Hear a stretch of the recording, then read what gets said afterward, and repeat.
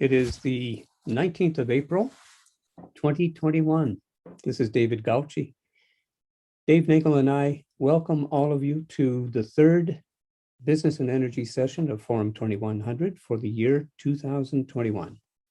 Today, we are pleased to partner with FXB, which is an international nonprofit working in 14 countries and headquartered in Switzerland, France, and the United States. Our interest is in their Climate Advocates Program, which you're going to be hearing a lot about today. We welcome Karina Weinstein, who's the Program Strategy and Innovation Director for FXB USA. And Karina will present the mission and the work of FXB. And she will also introduce to us, and we'll be able to hear from, 3 of the FXB Climate Advocates. So, interesting program, I think. But before we begin, just to let you know what we'll be doing, we'll be holding forth here. We'll be hearing about FXB for about 30 minutes, and thereafter we'll have a Q&A to permit all of you to submit questions and get responses from our panelists for today. So Karina, welcome to Forum 2100. We're very happy to have you join us today, you and your students, and the floor is yours. Thank you so much, David, and thank you so much, Dave, for this opportunity. We're very grateful to have a chance today for FXB Climate Advocates to share their climate stories and advocacy around energy and climate change. FXB is a global development organization that has been fighting against extreme poverty for over 30 years. FXB's vision is for a world where everyone has a chance, not just to survive, but to thrive. FXB Climate Advocates Program informs, empowers, and mobilizes young people to act on the climate emergency by facilitating access to knowledge, resources, and networks for young people to take action. FXB connects youth to training and learning opportunities to deepen their knowledge on climate change and environmental sustainability, as well as to engage in impactful climate advocacy initiatives. Our students, a network of nearly 50 students across the United States, are working on a diverse array of climate advocacy projects. Students are reducing electricity usage in schools, as you will learn today, starting community composting projects, leveraging artificial intelligence for climate advocacy, working to diminish eco-anxiety and strengthen resilience among young people, as well as replacing styrofoam with sustainable reusable plastics in large school districts, just to name a few.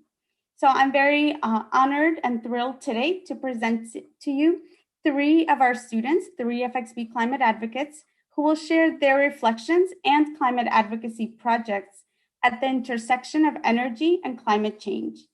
Anna is a student from Tacoma Park, Maryland. Annika is a high school student from Lexington, Massachusetts. And Richard is a student from Princeton, New Jersey. So now I'm thrilled to turn it over to Anna to begin the presentation. I'm just going to share my screen.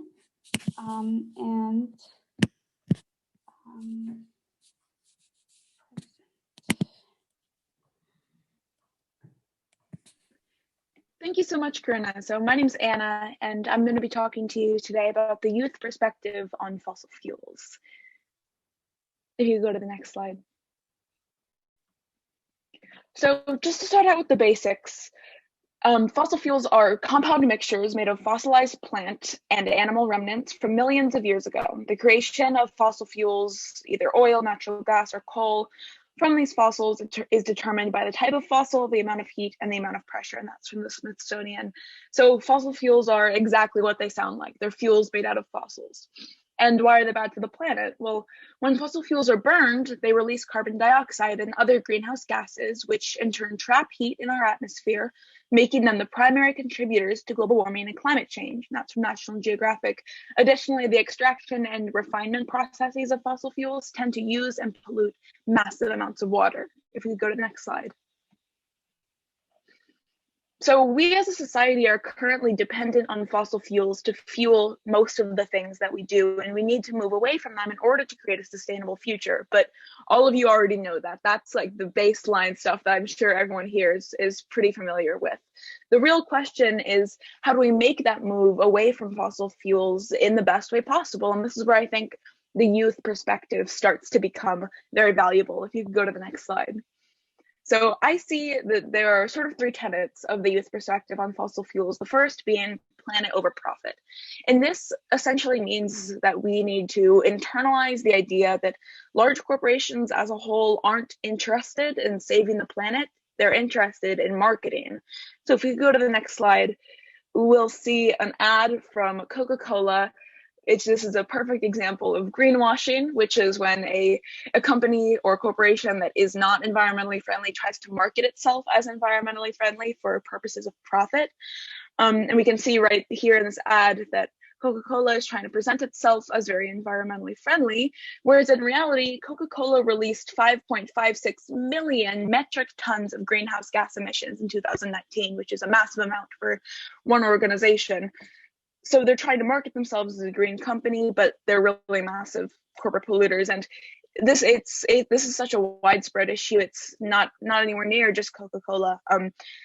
This also has a lot to do with understanding that big business in many ways and the lack of regulation of big business has caused climate change in many ways. Looking at when the effects of climate change really started, which was around the Industrial Revolution. So in my opinion, I think there are 3 R's of how we sort of deal with this idea of new economics. And those are regulate, reform, and rethink how business and economics really work in this country and how we see them. Just keeping in mind that, corporate solutions many times aren't really solutions, which brings me into my next point that's on the next slide. This is about creating solutions that last. And we do that by working from the bottom up. We can't simply tweak parts of our society to make them more environmentally friendly. We need to rethink and rebuild the way that we function, because our society functions off of principles that are environmentally detrimental. So if you think of it like a house, we've all heard the house is on fire metaphor, but I'm going to talk about it as a house that's falling down because it is not structurally sound. If a house isn't structurally sound, you don't need new shingles and a paint job. You need to rebuild the house because it's going to fall over, even if it looks pretty, and it's going to hurt people in the process. And I think a good example of that is on the next slide. We just have a very simple graphic image of an electric car. And I want to start this by saying I have no problem with electric cars. I think electric cars are great.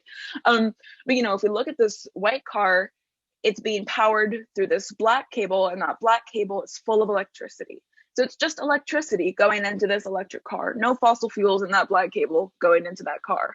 However, if we look at this red charging port that's fueling the electricity, well, what's going into that? How is the electricity being generated? And in reality, fossil fuels are being used to create the electricity that's going into the electric cars. So while they're a great idea, they're still maybe not directly, but being fueled in a way by fossil fuels. And so this is just an example of how a lot of mainstream environmentalism tries to focus on the marketable thing, which is the product, the electric car, rather than the sustainably sourced electric grid, which would be way more effective and a lot more helpful than the product. And then that will bring me to my last slide, or my last tenet, which is about social justice. We're currently in an age of a lot of social change, in a time where a lot of people are sort of rethinking the way that they see social justice. And in our environmentalism, we need to understand that social injustice and climate change are directly intertwined. They're inseparable, and in many ways, they're one and the same. Climate issues are caused by social issues, and vice versa. We see this in the way that minority communities are disproportionately impacted by fossil fuels and climate change, as opposed to white communities. So if we can go to the next slide, we'll just see, a very simple Venn diagram that shows us how social justice and climate change are very intertwined. And I think in order to really prioritize social justice in our environmentalism, we need to do three things. And that is, one, create copious amounts of unionized jobs in the green energy industry. So when we make that switch to green energy, the working class that works in fossil fuels aren't losing their jobs. Two, make green energy affordable and accessible, because I mean, green energy isn't really going to be worth much if only rich people can use it. And three, make sure our green solutions reach all areas. So it's not just a city thing. It's not just an American thing. Just really making everything widespread. And if we go to the next slide, you'll see a really, really interesting diagram that shows how these climate change and social justice issues are very, very intertwined. And so just coming to my final conclusion slide. In conclusion, youth wants to work with you to create a brighter future, and we are ready to rethink how our society functions in order to create innovative and effective solutions to climate change. Thank you so much. Thank you so much, Anna, for that really deep reflection and really comprehensive overview and approach to how we think about energy and the connection it has on our lives. So now I'm going to turn it over to Annika, who will discuss her community advocacy initiative. Hi, I'm Annika, and as well as a member of FXB, I'm also the leader of an environmental advocacy club at my school called Make Lex Green. So today I'm going to be discussing one of my club's initiatives, which is promoting clean cooking in our town, and I also want to focus on the larger concept of small steps to sustainability. Next slide, please. So I would say that my involvement in the climate movement is largely inspired by my heritage. My family is from Trivandrum, India, which has really beautiful, lush greenery and where people live really sustainable lifestyles, but there are also very clear manifestations of climate change, including sea level rise. So my heritage inspired me first to think about my own individual action, and then how I can become an advocate for systemic change. Next slide, please. So I want to start with some context around existing climate legislation in my town. Firstly, in 2020, we had a climate emergency declaration where the town set a goal of net zero emissions by 2035. I think this is an extremely important goal and I'm very proud of it, but it's also abstract and can feel unachievable. So Make Lex Green wanted to choose a small, concrete step that we found important that we could focus on in order to move the town as a whole towards its larger goals and a more sustainable economy. Secondly, very recently, March 22nd of this year, we had a town bylaw called Article 29 passed, which prohibits fossil fuel infrastructure in new construction and major renovations. Again, this is an extremely important development, but cooking appliances were excluded in this bylaw, which created an opportunity for change-making for Make Lex Green. Overall, advocating for electric cooking may seem like a small, arbitrary step, but ultimately, I feel that it's necessary to reach our sustainability goals and will hopefully push the town's climate movement as a whole forward. Next, please. So, Make Lex Green is pursuing 3 avenues to change-making. The first is community education. We're collaborating with a group called Lex GWAC, or Lex Global Warming Action Coalition, to create educational resources on both the why and the how of induction cooking. So why switching is important and how to implement it in your home. For example, we recently created a post on steps to an environmentally friendly kitchen, one of which was switching from gas to cleaner cooking, for Lex GWAC's Earth Week website. Secondly, we want to create accessible solutions. Because switching to electric cooking can seem like a major commitment, we wanted to make it accessible for people to try out and hopefully encourage them to fully commit. So we're planning to do this through our public library, which has a library of things where people can borrow items in the same way you borrow books from a traditional library. Make Lex Green is collaborating with the town's tree department to fundraise through tree dedications to donate an induction stovetop and appropriate cookware to the Library of Things. And of course, our ultimate goal is legislative change. So once community awareness is heightened, our final goal is legislation banning gas stoves, especially from new construction and gut remodels, to limit the town's fossil fuel infrastructure. Next, please. I also want to highlight the importance of electric cooking in protecting health. So, of course, we know that gas stoves have important environmental effects because they contribute to a home's overall fossil fuel consumption, but they also have important health effects because they release an air pollutant called PM, or particulate matter 2.5, which has major respiratory and cardiovascular health effects. In fact, according to the NRDC, this pollutant was responsible for 1/5 of 2018's deaths. So, overall, I find this issue representative of the intersection between climate and health, and I believe this is an angle that we really need to consider more because climate change as a whole is a pressing public health issue, which I'll discuss a little more on the next slide. So, I've been able to explore this intersection as part of FXB's Livable Cities Committee, where we focus on how climate affects urban health specifically. I've been able to do research to find that climate factors like heat, precipitation, air and noise pollution, and green space access have marked impacts on both physical and mental health. The most vulnerable communities are POC and people of low socioeconomic status who are living in underserved communities and facing strong climate threats. This research inspired me to design an intervention that I'm currently working on called Spearmint Green Cooling, and this intervention aims to combine green space and cooling systems to combat urban overheating in vulnerable communities, and I hope it can be another small but important step to sustainability. Thank you. Thank you so much, Annika. You've really shown us how systemic change starts at the local level, and it's incredible to see how high school students can really engage in such effective advocacy in their own communities. So thank you. Now I'm going to turn it over to Richard, who will discuss a really innovative project he has worked on. Hi everyone, my name is Richard Chen, and today I will present my project about electricity conservation. Next slide, please. So my motivation of tackling climate change problems stems from the environmental pollution in my hometown, Suzhou, China. Suzhou's nickname is the paradise of China, and before my third grade year, Suzhou certainly fits that description to me. However, as industrialization and urbanization advanced, air pollution quickly loomed over Suzhou and poisoned the city. And as a third grader, I felt powerless against the pollution. So as I immigrated to and grew up in the United States, I proactively saw ways to engage in environmental activism, specifically in climate change. Next slide, please. The reason behind this project is due to the close connection between electricity and climate change. Electricity is essential to our daily life. However, most electricity is generated with steam turbines using non-reusable energy sources. In addition, electricity conservation is something that is often overlooked by people.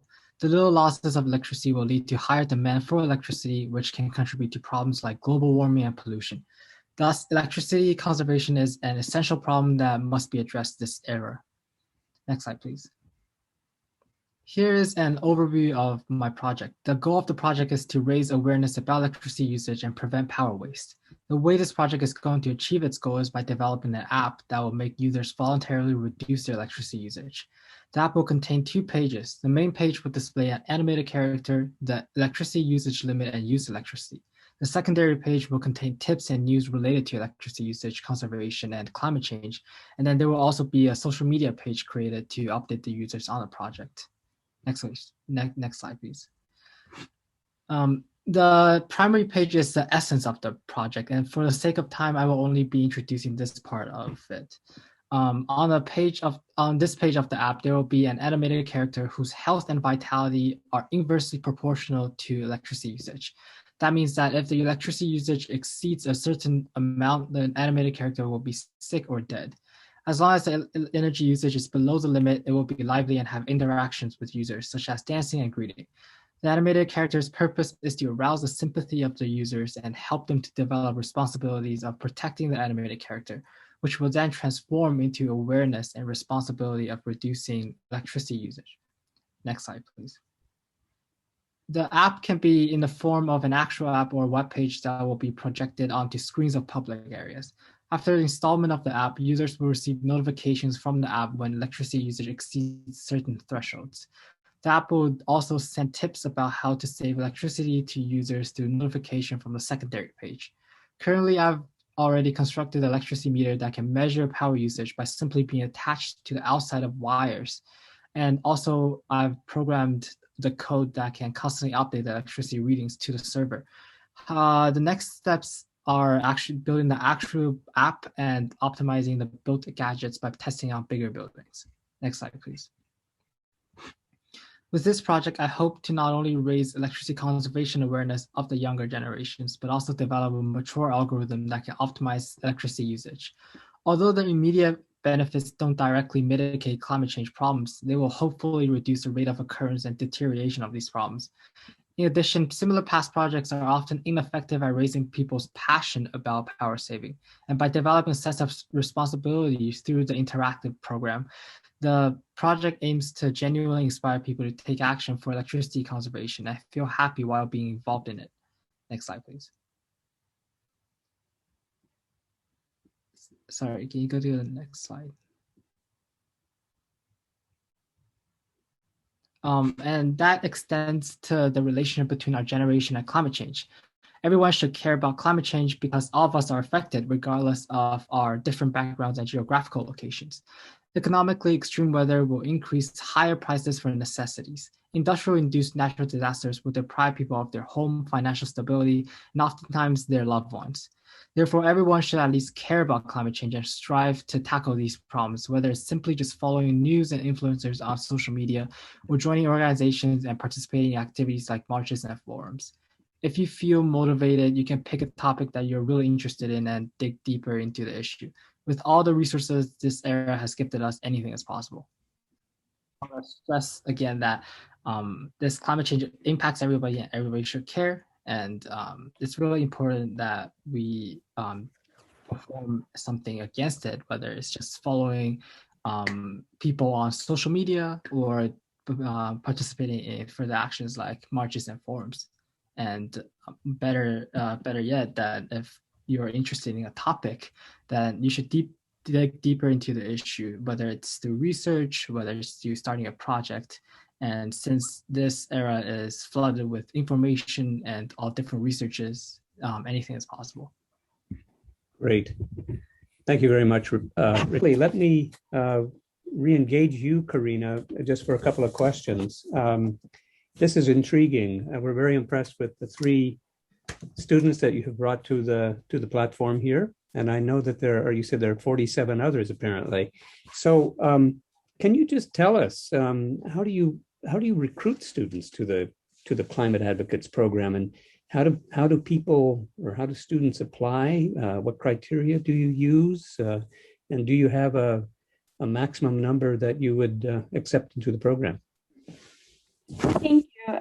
Thank you for that question. So one of the strengths of the FXB Climate Advocates Program is the fact that we partner with many different climate organizations, as well as universities and all kinds of youth serving organizations. So really our recruitment strategy is to disseminate through our partner organizations.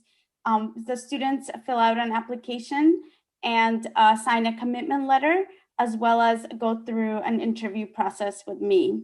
And there's really no limit to the students who can join the program. So we welcome anyone on this call who may know young people, high school and college students who may be interested in joining, as we do hope to open the program to college students, graduate and undergraduate in next fall. Do you have any formal collaborations with universities of any kind? We partner with NYU Urban Health Lab through the NYU School of Global Public Health, as well as the FXB Center for Health and Human Rights at Harvard University. Okay, great. And does FXB have comparable climate advocates programs outside the United States? And if you do, how are these programs shaped to reflect the differences in local contexts? So we're actually currently exploring how to engage young people from FXB's development programs in Africa, Asia, and Latin America.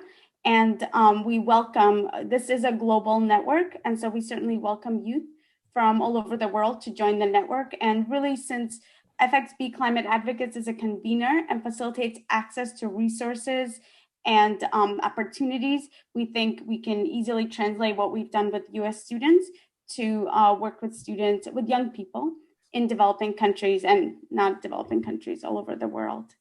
Wonderful.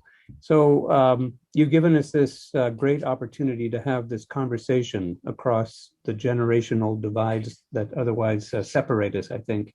So if I may, I'd like to actually just go ahead and ask questions to each of the student presenters today. And why don't I start with Anna, since you went first? And these are not intended to be either hard or softball questions. We're just curious. And tell us a little bit more about what you're doing. So in many cases, people say that they want cleaner energy, but they often aren't willing to pay any more for it. So for example, a plant-based 100% recyclable plastic bottle, so-called plastic bottle, is somewhat more expensive than a non-recyclable bottle. So what do you think? How should something like this be handled? Well, I think we really need to shift our perspective away from thinking people aren't willing to pay for it, to a lot of people aren't able to pay for it, right? So like look at it on like on a more macro scale than plastic bottles. Look at like solar panels. You know, someone that doesn't have as much money, it's not like I don't want to pay all that money just for some different energy. Solar panels are really expensive, and so it's difficult for a lot of people to pay for them. And I think, you know, as you know, personally, we should be absolutely prioritizing doing things and purchasing things that are eco-friendly, but we also need to not hold judgment for people that aren't able to afford environmental alternatives, because in reality they're just more expensive.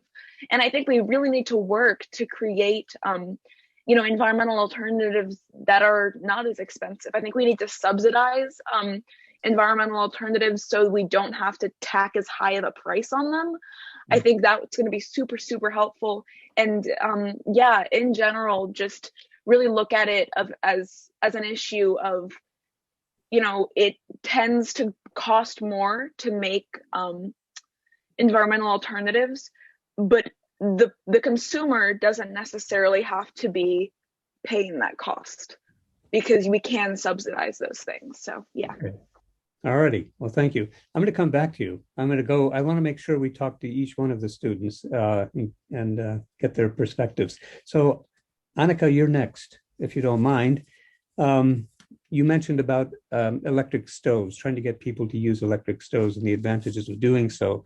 But induction stovetops and cookware are an existing technology that really works.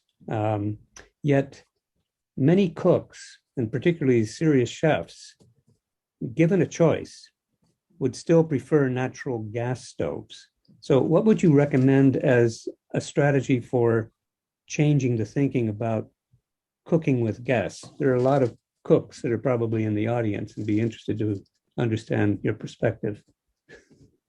Well, I feel firstly that the health angle that I discussed a little bit earlier is extremely important. There are a lot of resources out there about the health impacts of particulate matter in general and gas stoves specifically, and we know that people care deeply about their health. I'm sure that the people in the audience care deeply about their health, and we've seen public health campaigns in the past around issues like smoking that have been really effective in changing people's behavior.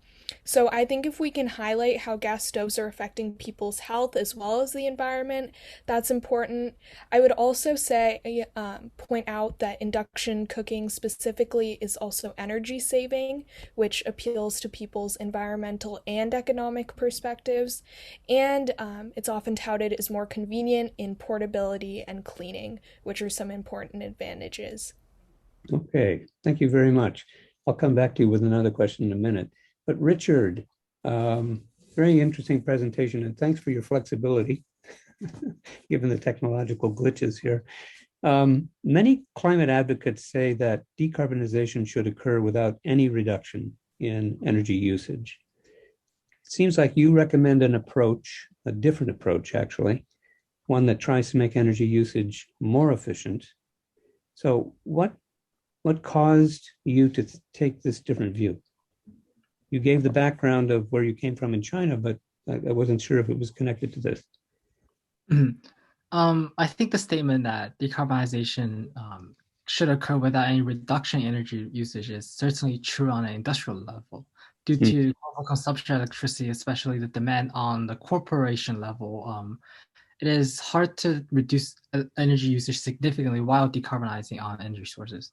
But we can certainly reduce energy usage in everyday life and make energy usage or chooses of how you use energy more efficiently, because we don't need to consume a lot of electricity, and these small things can make bigger changes. And therefore, this project, or specifically my project, is aiming to not only raise awareness for this, but also help users to develop good habits that can contribute to bigger changes and causes like decarbonization. Okay, well, thank you. Okay, back to you, Anna.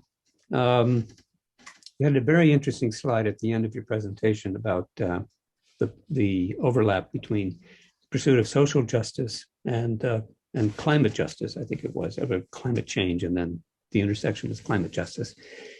So each of these topics represents complex and pretty challenging issues. So to achieve greater climate justice, what do you think we should focus on over the next, let's say, 5 years? As you'll be going into university, maybe you can really start changing things. Yeah, I think that is a complex question with a complex answer.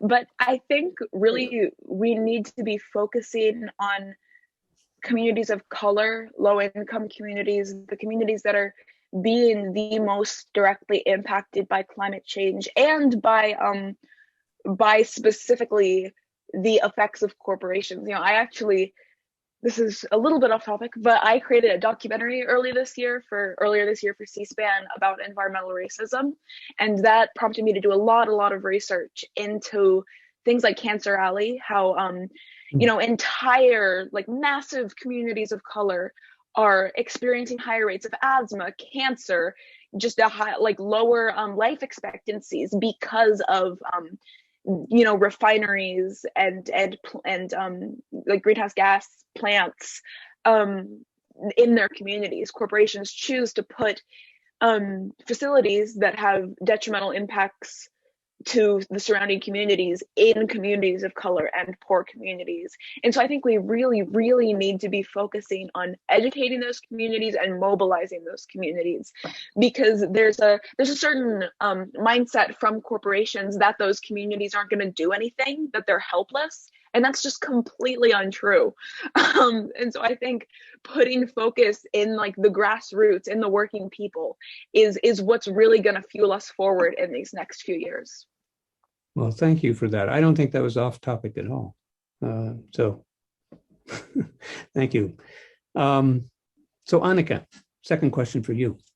You mentioned, I think one of your slides had mentioned an Article 29 that prohibited fossil fuels for new construction and major renovations, but that still allowed for natural gas cooking. Can you share any insights into how the exemption was created? Why did this happen?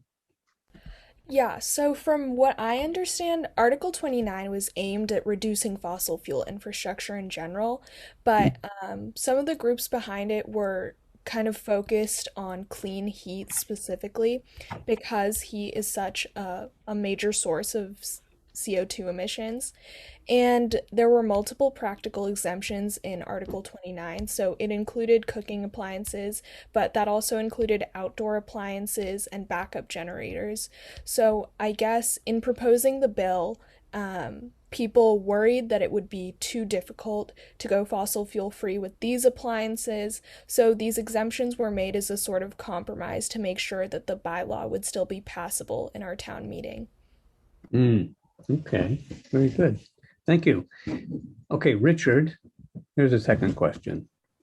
Your app sounds very intriguing, but how would your app be deployed to work across a variety of conditions? So for example, different sized homes and appliances and green choices such as EVs, thinking about Anna's example, and heat pumps.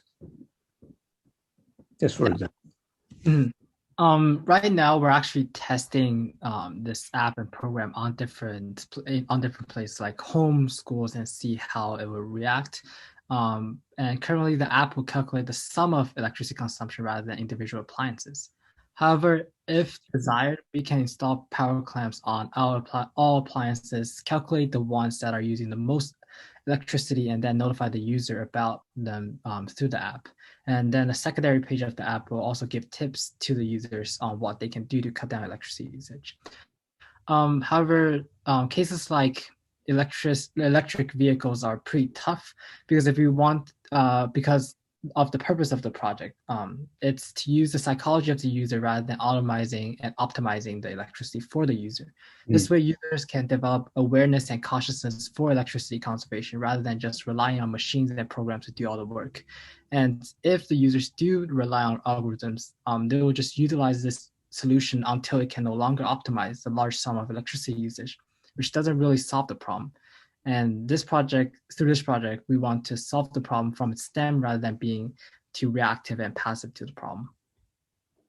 So thank you very much, Richard. We have a couple of questions from the audience. Let me just, first of all, direct a question to Anna from Claire Galanzini.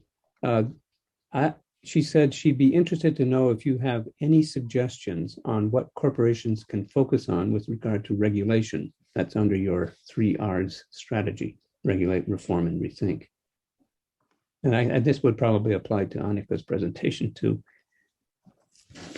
Yeah, so I think something that corporations and companies can do to really optimize those 3 R's is work on how you as an organization can reduce your carbon emissions, like any way possible. Look at the entire function of how you work and be like, so what is producing carbon emissions? How can we make that less so? I really think that seeing super proactive work in corporations would be so amazing and would be so inspiring for me and give me so much more hope in this country, because I feel like what I see a lot now is kind of like, and then actually do it, because I see a lot of companies kind of being like, oh yeah, we're going to reduce our carbon emissions, and then they don't.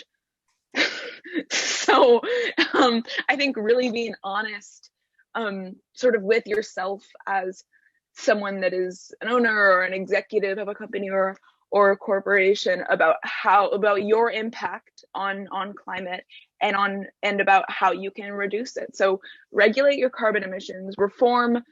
I guess when I was saying reform, I meant sort of like governmental reform, like taxing carbon emissions. So I guess that wouldn't really be on you. And then rethink the way that you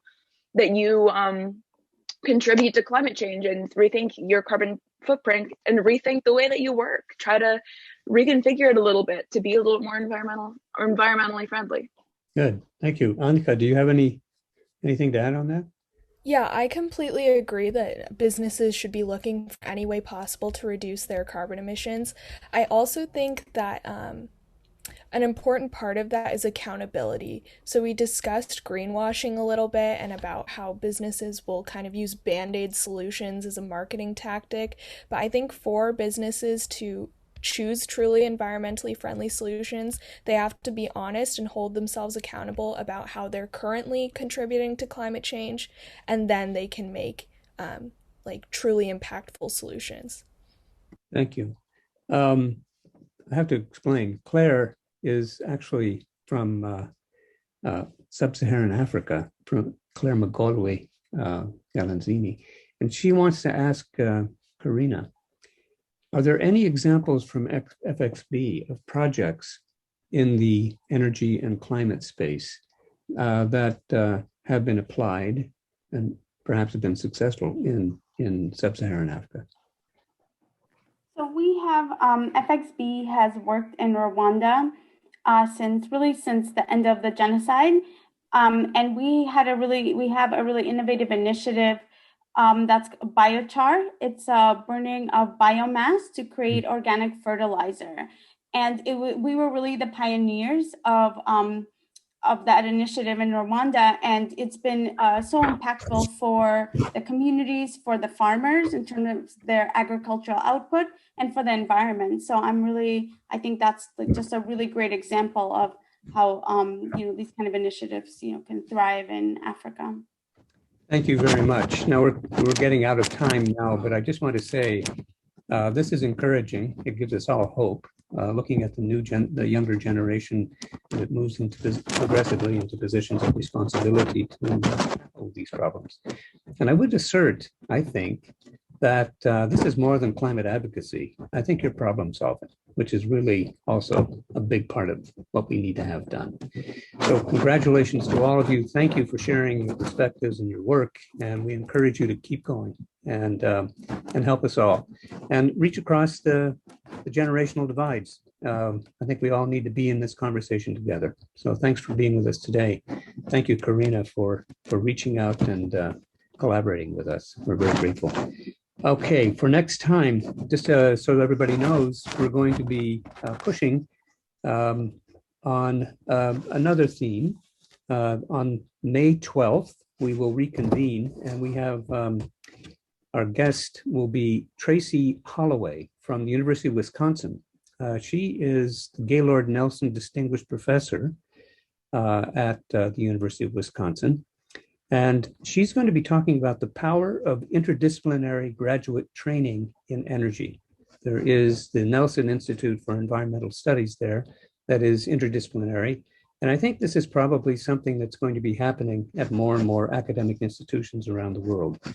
I've spent my time in the business school, or business schools, I should say, and I've often wondered why business schools don't take more advantage of what wonderful knowledge resources and activities are available to them with their colleagues across the academic divides.